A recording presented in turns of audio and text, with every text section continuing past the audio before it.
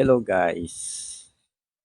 So ngayon may re-review ako ng brand ng intercom para sa motorcycle. Si Freedcon. Bali may tatlong model ako dito. Itong nakamount na yan, FG. And yung isa is si Freedcon Hero. Itong isa is Freedcon Hero Pro.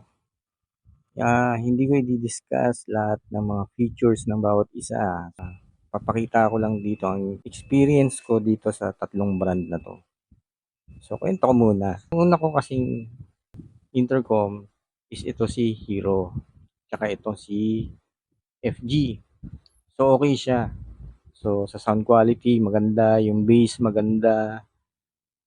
Parehas. Si FG, tsaka si Hero. Pati si Hero Pro. Tsaka makunat yung battery nila. Siguro, nakakadalawang linggo na akong ginagamit yan. Siguro parang isang kalahating oras sa umaga, tapos mga 2 oras sa hapon. Araw-araw from Monday to Friday, mga 2 weeks, tsaka ko siya ma, ma-charge. So, makunat yung niya, yung battery nilang tatlo. And yun, ba't ako mayroon ganitong tatlong brand? Ang ayoko lang dito siguro lahat ng intercom ganun. Ah, Waterproof naman siya, pero at a certain level. Wag lang heavy rains. And wag lang kayo daw magta-travel ng ah, moderate rain lang tapos mabilis. Papasukin pa rin talaga siya. Ito yung una kong ah, intercom, pati yung FG. So, pareha silang inabutan ng heavy rain. Ang tumagal lang talaga si FG. Ito si Hero, ah, napansin ko na lang kinabukasan, after ng heavy rain nung gabi, kinabukasan, ano siya, bi-blink siya.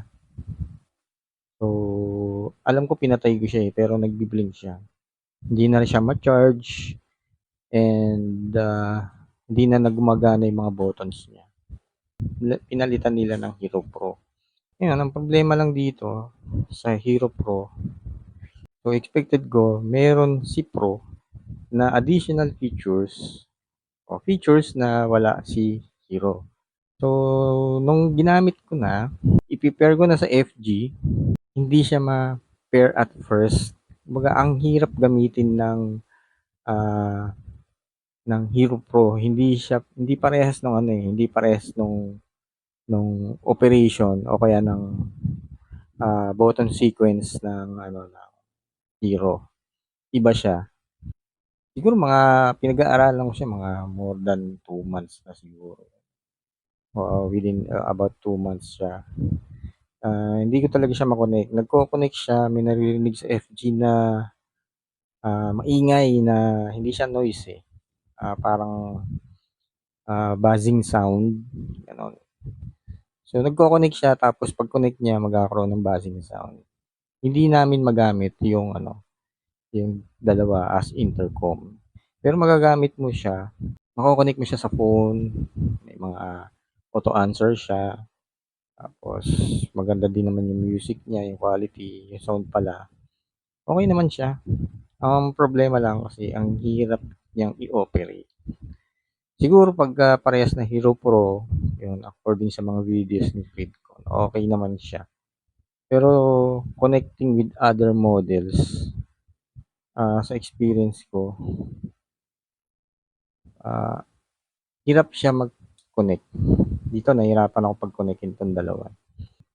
Nga lang, ang problema lang dito sa Pro, so expected ko Pro nga, di ba? So mas advanced siya kaysa dito sa Hero. Napag-connect ko siya, nga lang, pagdating sa music sharing, hindi pwede si Hero Pro. Hindi siya pwede. So unlike si Hero, kinonect ko siya sa other models like FG, nakakapag-music sharing silang dalawa. So bakit ganun? Supposed to be dapat Pro nga, eh, 'di ba?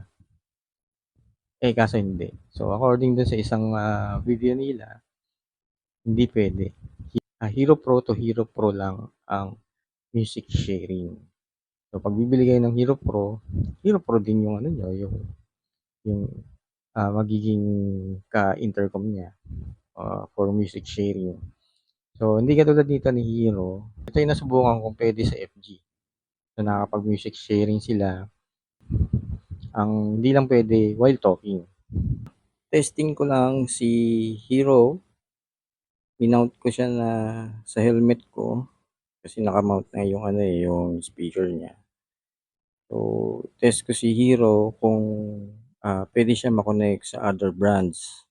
Meron pa kasi ako isang intercom dito, si Solwoods S2 Pro. Si Hero, eh, na-clear ko na yung pairing niya, so ipapasok ko na siya sa pairing mode.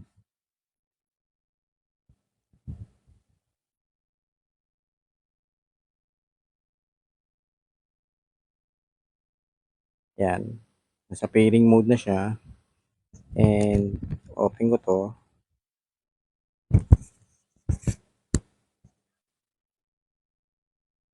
So, nasa pairing mode na rin siya. So, i-click natin 'to, press natin one time ito si, power.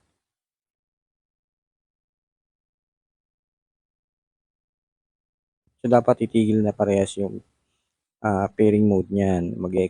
Mag-exit na siya sa pairing mode. Problema, hindi sila magkita.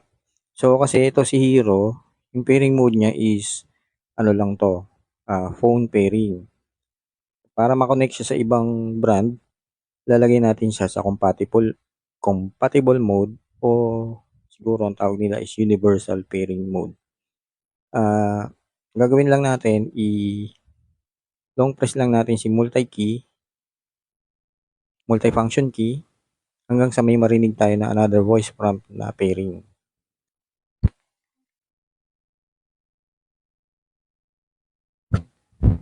So yun, meron siyang ayan, nakita niyo tumigil na yung, pairing mode ng parehas.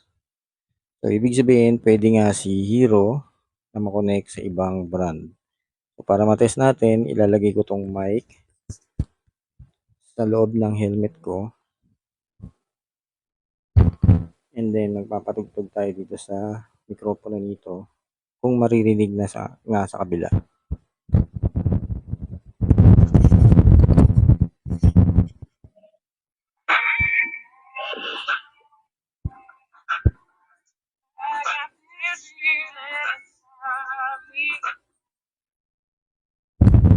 So dito sa ano ko, POV ko, nag-e-echo siya. So ibig sabihin, ah, naririnig na siya dun. So basically, puwede ma-connect si Hero to other brands.